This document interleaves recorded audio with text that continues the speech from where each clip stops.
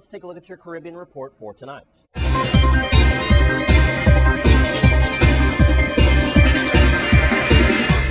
We start in Antigua and Barbuda. Their National Security Minister, Earl Court, has expressed dismay at the continuing gun violence. 3 murders have taken place in his country. The latest victim is the 21-year-old brother of an accused man waiting for the trial of last year's murder of the British honeymooning couple. Dr. Court said his death sent shockwaves throughout the country. He said the proliferation of illegal firearms and ammunition must and will be stamped out. Police will be increasing stop and search and other crime-fighting measures very similar to our saturated patrols here in the Virgin Islands, announced Dr. Court. And the American former financier and Caribbean entrepreneur Alan Stanford has been found unfit to stand trial for the $7 billion fraud case. A court in the state of Texas ruled that Mr. Stanford's addiction to anti-anxiety drugs and a head injury sustained in prison prevented him from helping to prepare his defense.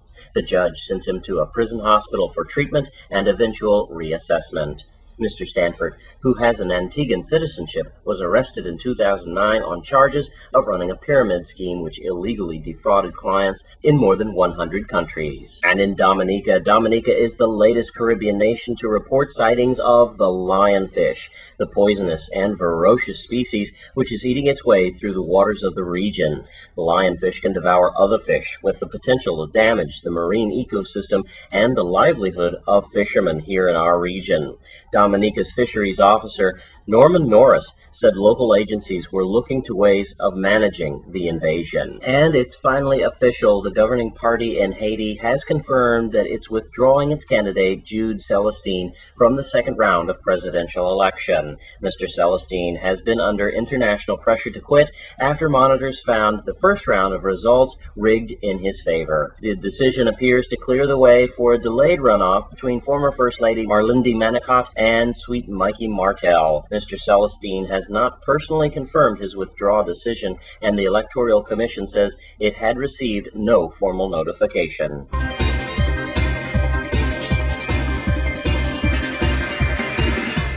And that's your Caribbean report for tonight.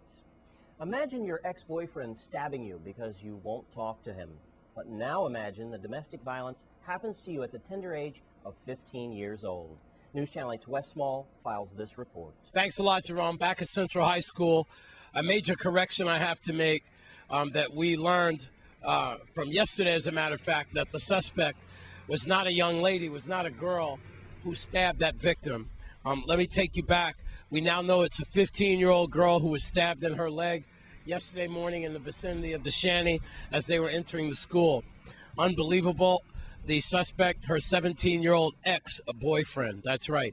Let's go to Melody Rames now with the official word from the VIPD. Virgin Islands Police Department, school security officers, and juvenile bureau detectives on St. Croix are investigating the injury of a 15-year-old female student by a 17-year-old male student. The female student was punctured by a knife in her left thigh. The preliminary investigation showed that the female student was at the North Bus Shanty on the school campus when the male student, who was her ex-boyfriend, approached her and attempted to talk to her. Female student did not want to talk, and the male student brandished a knife and stuck her in her thigh. The male student later fled the school, and the police apprehended him near the Ralph D. Shabert housing community a short while later. Both students attend the St. Croix Central High School. The female student was taken to the Governor Juan F. Louis Hospital, treated and released. The male student was charged with assault, third degree, domestic violence, and possession of a dangerous weapon.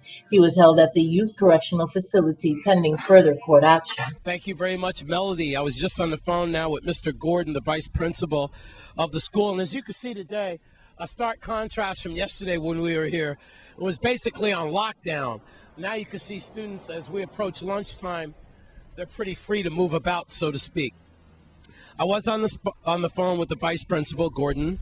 He said they are moving towards expulsion for that 17-year-old minor who is now in YRC, faced with various assault charges and also domestic violence charges as well. They're recommending that he be expelled from Central.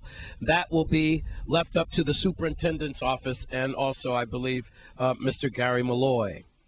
That girl, that 15-year-old girl, was dangerously close to having her artery hit that main artery in her thigh.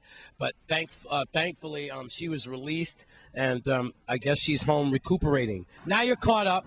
I had a major correction to tell you about, that the suspect is a 17-year-old male minor, and he is in YRC, not a girl like we first thought.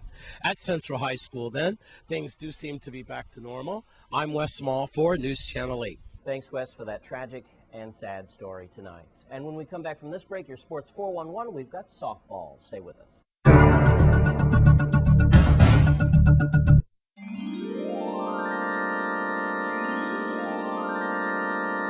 Well, let's take a look at your Sports 411. Stephen Francis brings you softball.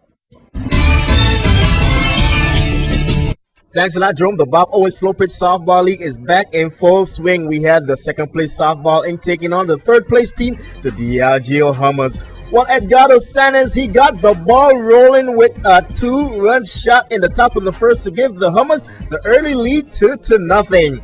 Well, in the bottom of the second, softball inc got on the board when Cody St. Pierre went deep and not playable. Softball inc put up 4 runs in the inning to tie the game up at 4-all.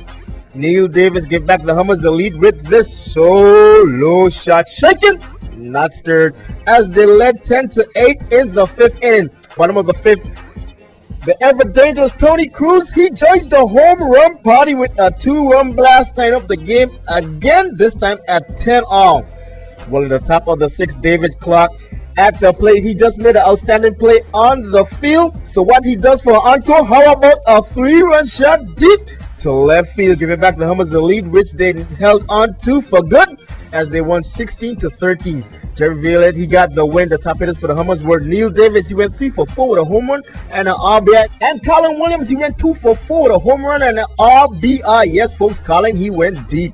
In the earlier game, Coolers manhandle set it off as pitcher Dexter DeSouza was roughing up the batters all night long. The big swing and the miss. Wow, folks, that ain't no fan. That's an air conditioner. Feel the breeze. Feel the breeze.